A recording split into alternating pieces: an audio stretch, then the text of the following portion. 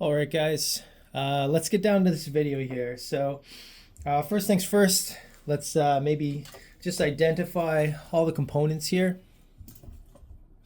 So here from, I guess, left to right, we have mouthpiece cap, we have mouthpiece, ligature, and reed. Have my neck strap, have saxophone neck. There's an end cap in here, which I'll show you in a second. The main body of the saxophone, the bell, if we're talking about things, the bell of the saxophone over here. We have some cork grease, which may probably look like lipstick or chapstick, something like that. All right, let's get started putting this together. Neck strap first, just so this way, once I already have things in my hand, I don't need to then put my neck strap on. So neck strap's already there and ready, facing the right way, ready to go. First thing, your neck. Cork grease. We're going to put that mouthpiece on. Now listen, you don't want to slather this stuff on here. We want a very small amount. Basically, I'm just touching the cork grease to the neck. You're not going to be able to see that, but like an oil, it's going to do the trick. You don't need a lot of it. Mouthpiece. I'm going to put it on just hand tight here. Not going to worry about how far for right now. Reed. It's going to be two ways to put it on here. First way is the way you're going to see most common. Reed on. Ligature. Now your ligature might face a different way. Kind of depends. There's lots of different ligatures. I don't have a huge collection, but so where's the reed going to go? Now this is always going to be the same no matter which method of these you choose. I like my reed to basically align. I want the top of the wood and the top of the mouthpiece to basically align. That's what works for me. Plus or minus a little bit. If you move it up, it's going to be more resistant. If you move it down, it's going to be less resistant. We're talking millimeters here. Ligature. For me, I'm using a filed reed, so that's going to sit basically right under the filed edge there. Hopefully you can see that.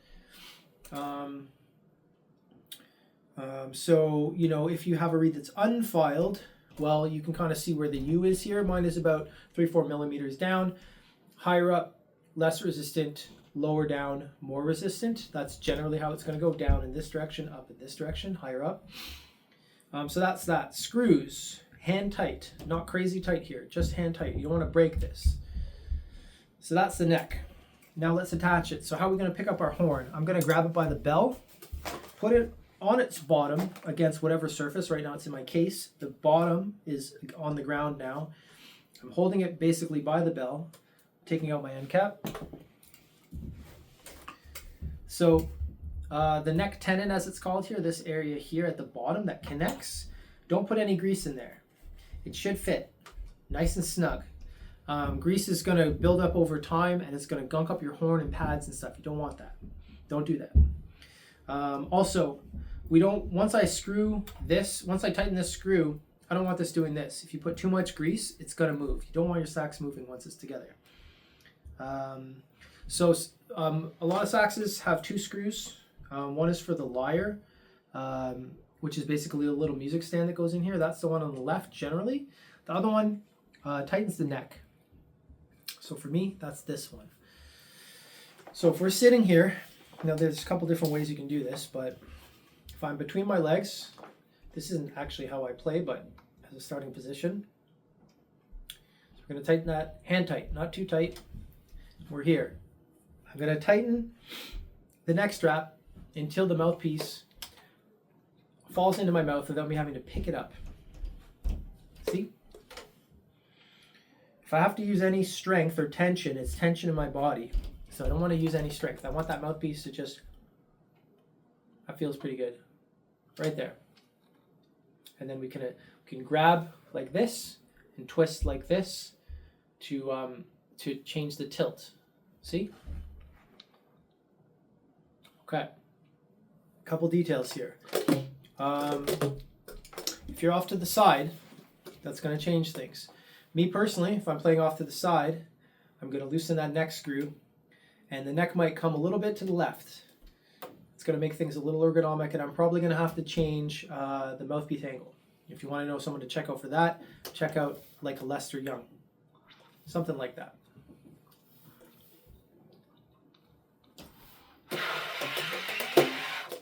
Okay, so what else was I saying there? So we want to be really loose with it. Sax should just come to my body. I want to play with zero tension. A good example of that is a Ben Wendell or a Patrick Bartley, someone that just plays zero tension. So I'll talk a little bit about that in just a second. How do we hold it?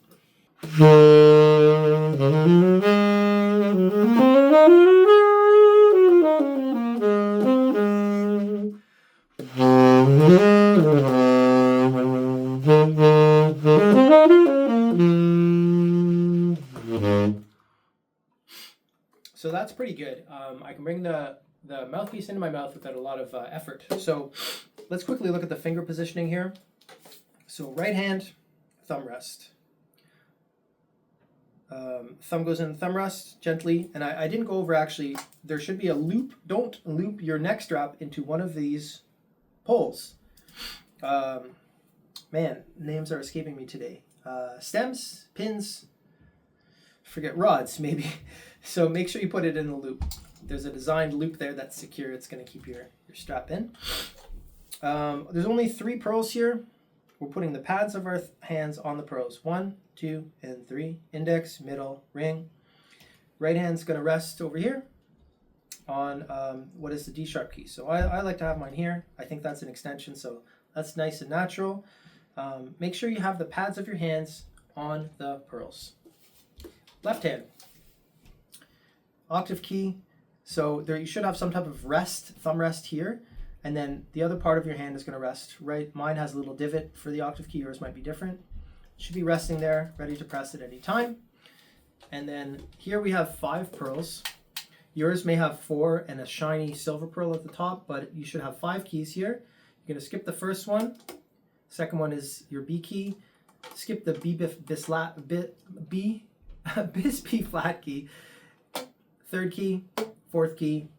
Rest on the and then your pinky is going to rest on the first spatula key, so the G sharp key here. So just give you a look at that. Make sure you can see. This is kind of the, and actually now that I'm feeling this, yeah, okay, no, that's right. And that's basically it. We want to play with as little tension as possible. We're not, our top teeth are going on the mouthpiece about 1/4 of the way up, let's say. Just where it feels natural. You're going to get used to it. But my top teeth are on the mouthpiece. I'm not squeezing or biting. It's just to, we want the minimal amount of pressure possible here to hold the mouthpiece in place. And then we're just blowing. It's going right in. That's basically everything. That should be enough to hopefully get your sax together in the right way, and hopefully you picked up a couple tips there.